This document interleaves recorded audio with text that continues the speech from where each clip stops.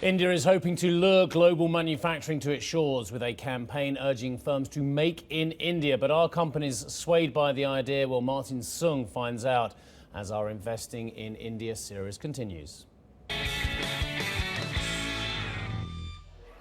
When China's biggest handset maker, Xiaomi, announced that it was going to assemble phones in India, many saw it as a smart move and a boost to India's dream to become a global manufacturing hub. When you import goods from some other country, the lead time for you to order and then bring them to India is about 4 to 5 weeks. While you manufacture them in India, this lead time reduces from 4 to 5 weeks to about 2 to 3 weeks. And that helps you in being more capital efficient. Going forward, obviously our plans are to expand this manufacturing capacity and to bring more and more products into the India manufacturing fold. Modi's big idea is to push the industry to the forefront. The objective is to kickstart India's sluggish manufacturing industry. Right now, it accounts for about a little over 10% of GDP, but India hopes that contribution will climb to a quarter in the short to medium term. India's sweet spot for manufacturing could be right in the middle. Small and medium-sized enterprises would still form the backbone of India's economy. Traditionally, manufacturing is the sector that contributes most strongly to economic growth in developing countries and creates jobs. But this manufacturer said companies will stay away from investing if there are overly restrictive tax, labor, and land regulations to grapple with. GST is one issue. If that GST is brought online, it will definitely save a lot of costs. Now it's very difficult to buy land, and it's also very expensive to buy land. So if you, as an industry, when I want a large piece of land to run a large facility, the inherent cost of the real estate is so heavy, it's just not viable. India's ailing infrastructure is also a big stumbling block. The country still doesn't have enough modern roads, railways, and ports to transport goods efficiently for export. If you think about the complexities of the logistics arbitrage, trying to manufacture things in India and then export them, I think the first step, a logical step, has got to be make for the local market, which is fast growing and it can increasingly absorb local production. The good news is the Modi government appears to realize the scale of the task at hand and has moved to fix some regulatory and taxation issues that hurt investment sentiment. But the pace of reforms is key. Analysts say India has to work faster to roll out business-friendly measures or risk letting rhetoric get ahead of results. Prime Minister Narendra Modi and his team are trying to turn manufacturing in the country into a main driver for the economy. Anand Mahindra, chairman of the Mahindra Group, tells us why the policy, in his mind, makes sense and how India should forge ahead. When you want to build a consumer product and you want to build connect, you want to test markets, you want to mitigate risk, it makes sense to be very proximate to your ultimate market. The very notion of manufacturing is undergoing a change again. You know, everyone in the world is talking about 3D printing. Yes. I don't have to belabor that point. The digital technology and things like 3D printing were enabling much more local manufacturing. I want to make sure that India is ready for that future. My belief is that if we go back to Gandhian principles and say that every village, in fact, has to be a self-contained unit, if we want to prevent a mass migration and the problems that China has suffered, we should enable a number of small-scale units with new technology, with digital technology, and connected via cloud to their markets. That could be another template. I just want to make sure that India doesn't get left behind focusing on the old model of Make in India alone, while the rest of the world moves in at warp speed into this new era. If everybody in his or her village was able to make whatever they wanted or whatever, let's say, the market wanted on demand, where would that leave a group like Mahindra with the size and the scale and the different verticals, the different disciplines? There is room for many models. Following one model and presuming this is the only path to the future is going to be wrong. I believe many models will coexist, and I don't want to be left out of either one of them. So we, in fact, are remodeling our group to mirror what society will look like. We will have large enterprises which involve large-scale manufacturing, and at the same time, we are incubating a number of startups which I hope will be in the vanguard of this small is big movement. I will not pretend with you, Martin, that India is an abundant source already of highly skilled, high-tech oriented labor. We have a way to go for that. And the government and the private sector have to invest a great amount in skilling them. Once you do, I believe for that kind of high-tech manufacture, Indian labor is ideally suited because there's a great engineering bent of mind.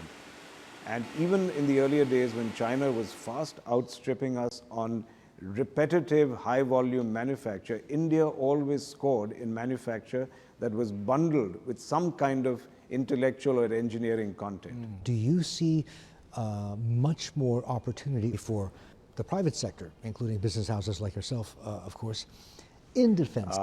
If you look at the policy that has been announced, there is a very clear understanding on the part of Mr. Modi himself and his colleagues in government that India needs what they call a military-industrial complex. If you look at some of the most incredible inventions or technology innovation that has come out of America, it's come out of this big bad military-industrial complex. It's at the confluence of military requirements and technology that you get remarkable achievements.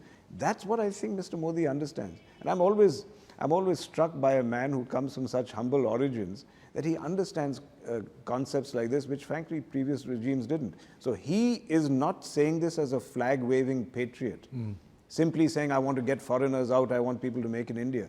He's encouraging defense companies to invest here. He's saying in high technology areas, I don't mind if you invest 100% of the equity in India. But he wants the locus of manufacturing to be here, because he knows when you do that, you create an innovative ecosystem. There are few people better to talk about the industrialization in India than Kumar Mangalam Birla.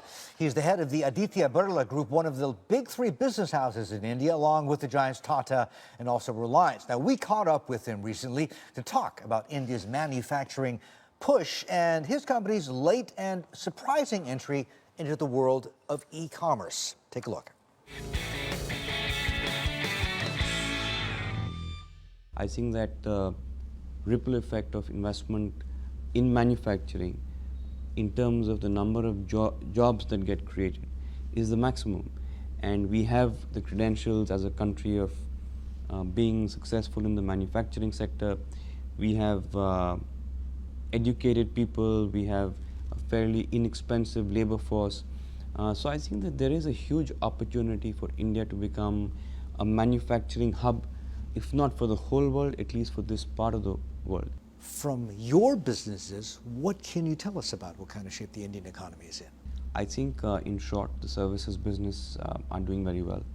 Manufacturing is seeing a problem more because of commodity prices being the way they are, not just in India, but obviously globally. So I think it's interesting times, challenging in some ways, but also many opportunities for growth in India. Where? We are the largest in cement in the country, and the question I often ask is cement really a old economy business, or is it a new economy business? The kind of infrastructure that India will require if we are to actually grow at 8-9% per annum is going to be huge.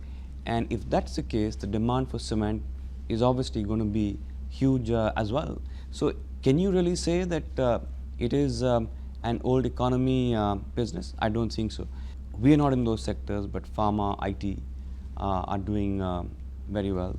Our telecom business is doing very well, so is our financial services business. The commodity businesses, like I said, across each sector, we continue to outperform the sector and the closest competitor to us. Commodity prices, is this it? Have we seen the lows? So, you know, every commodity has a different story, but I think if I take the example of aluminum, which we are in, prices are so low that for several smelters across the world, their cost is higher than today's price, which means that at some point in time, if this persists, they will actually have to shut down. When that starts to happen, you know, at some stage, demand and supply start to come closer, and prices correct. So that is, I think, a fair assumption to make. One of your latest initiatives which is getting actually a lot of attention into e-commerce or e-tailing, ABOF. It's all about fashion, apparently. Interesting idea, but a lot of people are saying that you may be a little bit late to the game, and they're also surprised that you're doing it now. And you say what? Well, there is no right time. I think that we've spent a fair amount of time studying the sector, studying the different verticals, and have zeroed in on garments or fashion. It is the fastest growing vertical in India. I think that the room is very large. There's space for more of us. At the end of the day, there will be a few who will survive. And I think it's about quality, it's about customer experience, it's about sharp pricing. We've launched a very good product. We're not in a hurry, we have deep pockets, and we are in it for the long run. So India has been a runaway success for us. We entered the market in the middle of the summer of 2014, right? So just over a year ago. And then in less than a year, we sold 3 million smartphones from a standing start, right? From zero, from 2 people in a room. So that was a phenomenal first year for us. Then we actually just had our first quarter where we sold over 1 million devices in one single quarter. That was Q3 2015. So this year alone, we've had 45% quarter-over-quarter growth in the Indian market alone, which has been really, really phenomenal. So we're continuing to invest. We now have manufacturing in India. Most of our devices sold in India are now manufactured in India as well, which of course creates tremendous synergy for our business.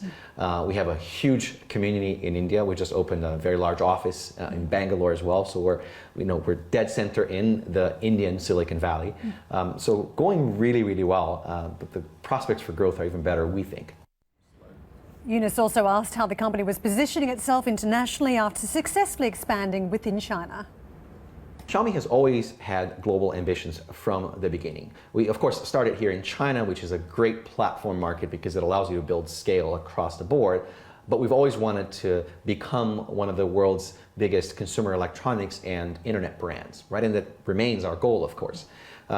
2 years ago, we started that expansion. It was roughly around the time when I joined the company, and we've expanded initially into Southeast Asia. We then entered India, which has been a phenomenal market for us, and most recently we also entered South America in Brazil to start with, and expanding into other markets soon. Right, so we've now learned to export our model, right, the model that has worked so well here in China, to a bunch of other markets, and that expansion is well underway. Okay, joining us live from Mumbai is Nilesh Shah, Managing Director at Kotak Mahindra Asset Management. Nilesh, thank you so much for joining us. In this package there, we heard a lot of reasons to be optimistic about investing in India. What about the reasons to be pessimistic about investing in that country? Weak capital investment, specifically on the private and public side, and we're seeing that factories are running 30% below capacity. Where do you stand?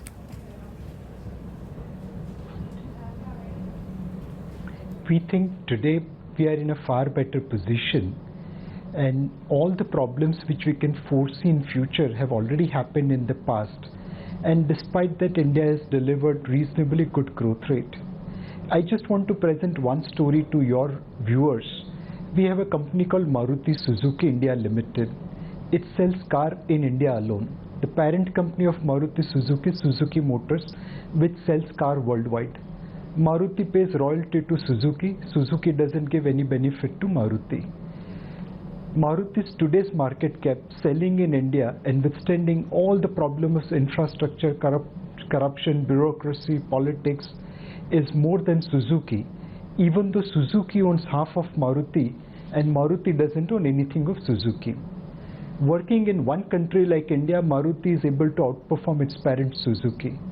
We believe what Maruti has done to Suzuki, same thing many multinational companies, subsidiary companies in India will do to their parents. And that is the opportunity of India. Short term, lots of hurdles, but longer term, if you stick it out, you will make enough returns. But wait a second, Nilesh, you said all the bad news has been priced in. Well, we haven't seen the worst of the news come yet. That is the first rate hike. What happens when the Fed finally moves? Definitely, US Fed rate hike is an important factor. Fortunately, US Fed has communicated its intent for quite some time, and hence my feeling is that market is reasonably factored in that rate hike. We had seen that in quantitative easing, where the actual withdrawal of quantitative easing did not impact Indian market or emerging market, but the speculation of quantitative easing withdrawal in mid-2013 created more adverse impact. So to a great extent, Fed rate hike is priced in, unless until the message by the US Fed that they are looking to raise interest rates far more speedier and not in a gradual or calibrated manner, I don't think so market will be at risk.